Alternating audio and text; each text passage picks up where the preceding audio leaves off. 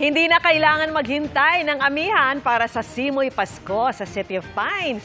Bukod sa mga buhay na Christmas tree at natural na ginawroon, bukas na rin sakto ngayong weekend ang kanilang Christmas Village. At nakatutok live si Jasmine Gabriel Galba ng GMA Regional TV. Jasmine. Vicky, ramdam na ang simoy ng Kapaskuhan dito sa Baguio City. Bukod kasi sa malamig na temperatura, bukas na sa publiko ang Christmas pasyalan na binabalik-balikan ng mga turista. Ang makapal na hamog sa City of Pines, dagdag sa mga dahilan kung bakit marami na ang umaakyat pa Baguio. Di nga napigilan ng ambon ng mga turistang namamasyal dito sa Christmas Village. Alpine Holiday o White Christmas ang tema ngayong taon.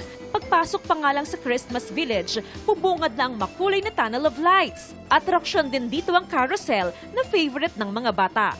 At syempre, ang iconic Snowfall Tower. Enjoy ang mga turista sa artificial snow.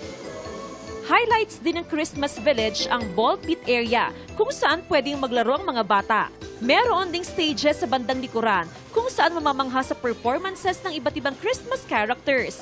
At meron ding nativity reenactment.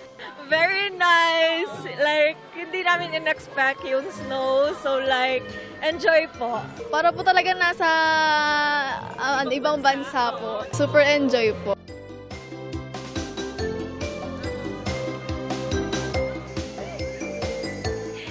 Vicky, open sa mga turista ang Christmas Village mula alas 10 ng umaga hanggang alas 11 ng gabi. Vicky?